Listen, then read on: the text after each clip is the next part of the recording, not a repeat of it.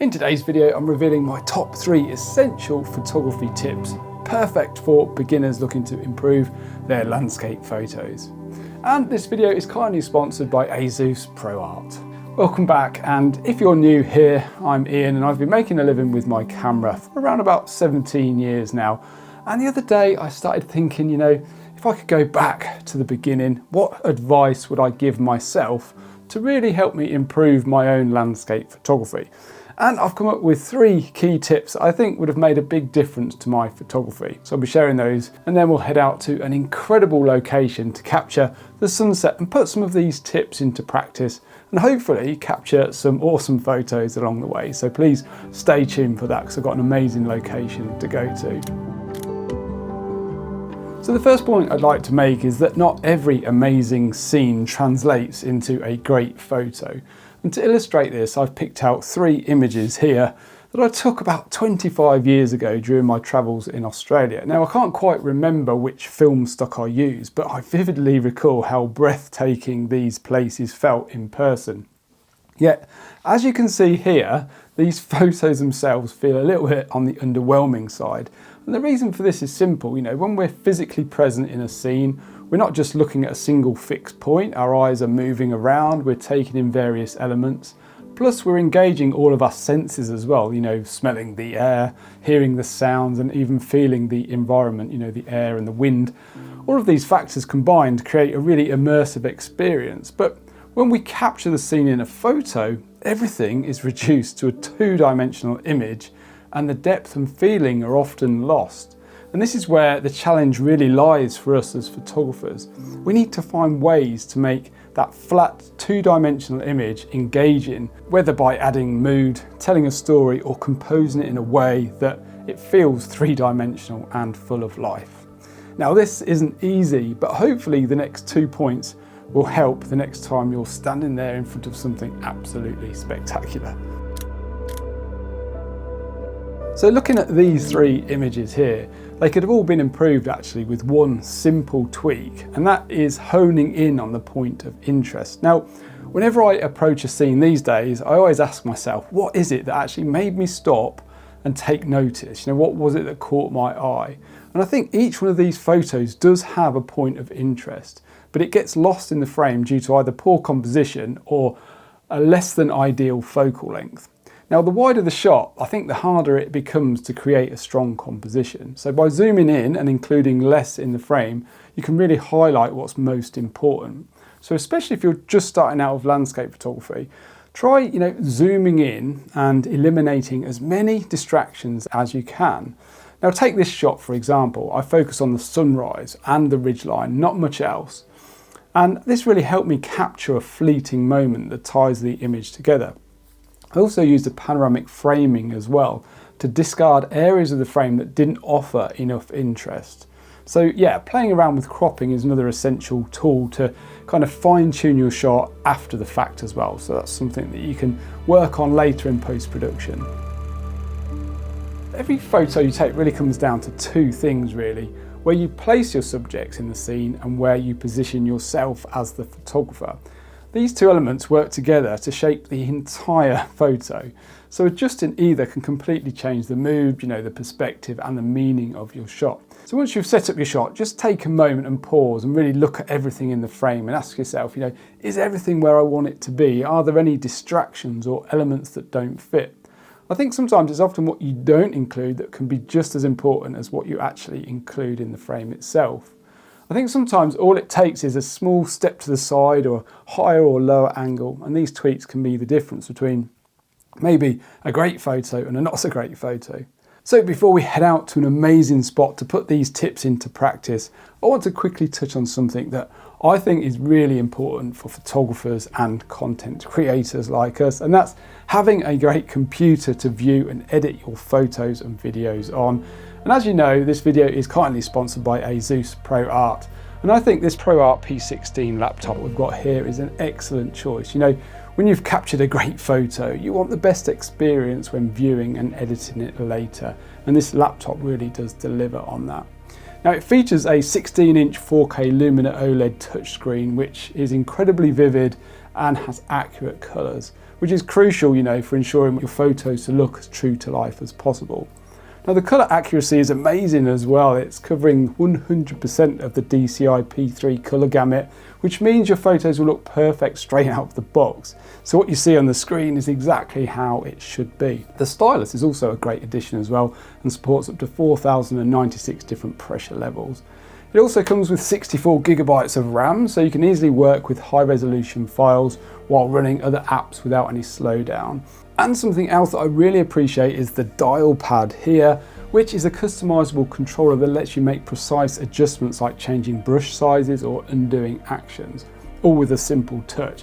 It really helps to streamline the editing process and saves a lot of time.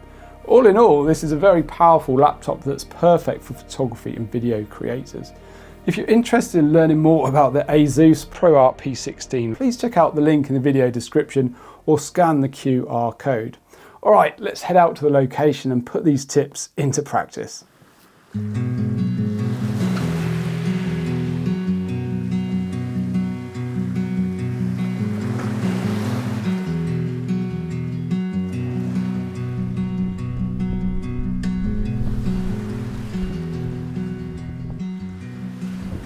So we're here at Strumble Head on the west coast of Wales, and it looks like it's going to be a beautiful evening. However, we do have a bit of sea mist about, which may or may not work for the compositions I have in mind. Now, I've got a few different lenses with me today. I've got my 13mm wide angle lens with me, which is a prime lens, my 16 to 55mm standard zoom lens, and my long telephoto zoom lens, which is 70 to 300. Now, I'm not really sure which lenses I'm going to be using just yet.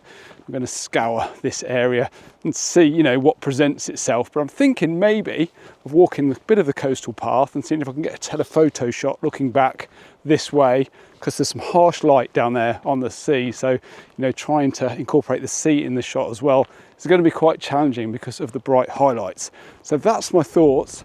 But yeah, I'll show you where I'm going to walk. I'll just turn you around. So I'm probably going to walk maybe around the other side there and see if I can get shot back towards the lighthouse there, maybe with a telephoto lens, maybe just focusing right in on the island there with the lighthouse. So yeah, could be a good shot. And then a bit later, I think I might head back around this way and see if I can get more of a wide angle shot, maybe incorporate some of the foreground, maybe some of this bracken, and yeah, see what we can make with that. But it looks absolutely beautiful here, it really does. Can't wait to see what we can come up with.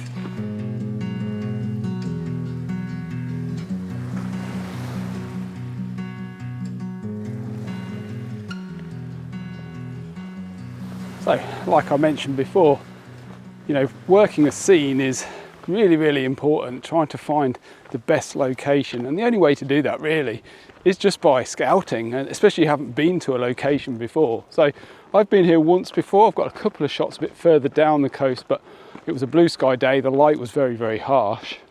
I'm really hoping we're going to get some nice golden light today hitting the side of these hills here with the lighthouse on. So yeah, it's just a case of really moving around, walking around, trying to find the best spot.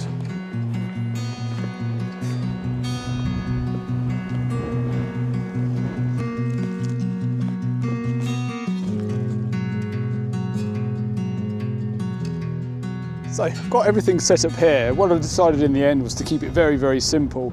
Now, the distance that I am from the lighthouse doesn't allow me to put the telephoto lens on, so I've got my standard zoom lens on, the 16 to 55, and I'm pretty much at about 53mm, something like that. So I'm tight in on the lighthouse, and that's because I just want to keep this frame simple. Like I mentioned before, there's a lot of light hitting this water. The level of the light is still quite high, so that light is quite harsh. So yeah, it's just about zooming in on the lighthouse, keeping it really simple. Every now and again we get a nice burst of light hitting the lighthouse as well. And that is what I'm after, so it's just about capturing all of those things combined. I think it should work out. A nice simple one to start, and like I said, we'll head up onto the headland there and see if we can capture something a little bit more dynamic.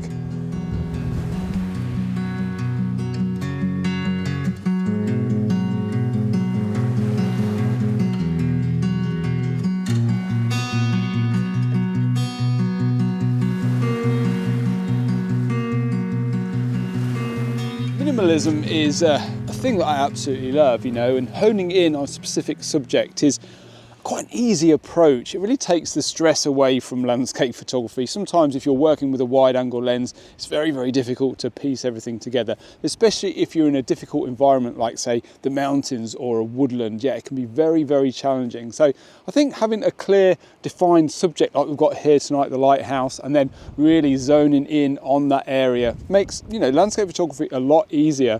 And it's easier to come away with a pleasing image. Now, I don't think that particular image was fantastic. The light wasn't particularly that good and the sky was very bland. But anyway, now I'm just going to spin you around and show you what it would have been like here had I shot with a wide angle lens, because it would have been a lot more difficult to compose.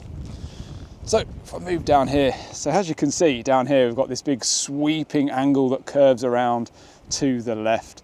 And as you can see at the minute, there's not a huge amount of detail in the sky. So had I shot really wide, I would probably have to frame it up something like that. And then you can see it's very unbalanced because we've got a lot going on down here, the bottom half of the composition, and not that much going on up here. So, you know, maybe I could have angled down a little bit more like that, but then we have a lot more going on down the bottom and it's not that interesting and the light is quite flat. So yeah, so you've really got to work with the conditions that you've got. And I think that's another good point about landscape photography, you know. It's a lot to do with the conditions, isn't it? You can be out all day and not capture a single thing.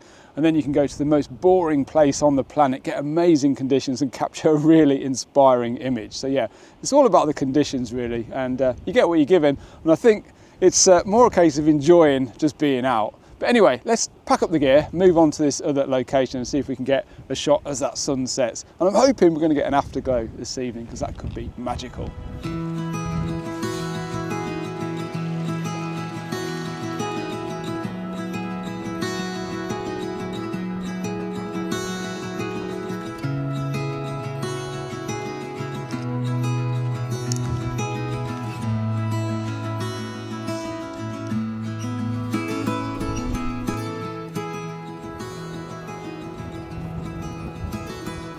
So we're all set up here for a final shot of the evening, and yeah, there's a big bank of cloud right now situated right on the horizon. It's very, very misty actually out there, and it's blocking the light out, so the sun's just dipped behind the clouds right now.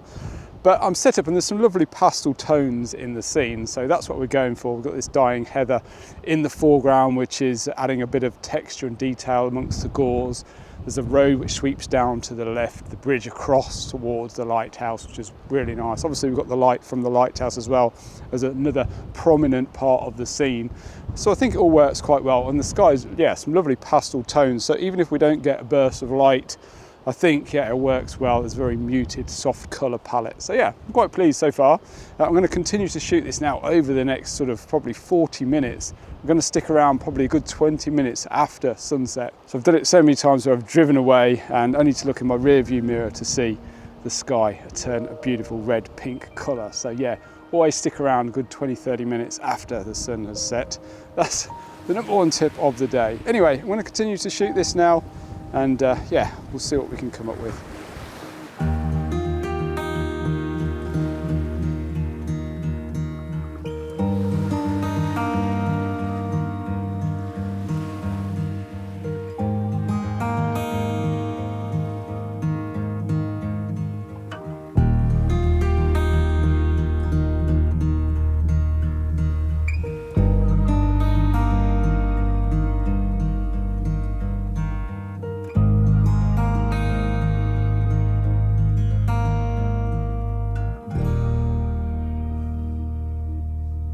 So it was an absolutely beautiful evening to be out, even though we didn't get amazing conditions. But good conditions are just around the corner. You just got to keep trying. That's the main thing. And being out here and enjoying the process is the main thing. And if you're interested in checking out a new laptop, be sure to check out the Asus ProArt P16. The link for that is down in the description. And if you enjoyed this video, please be sure to give it a like and subscribe for more weekly content. The link up here will take you to another video that I'm sure you'll enjoy, and the link over here will take you to my ebook. Anyway, hope to see you all again next week.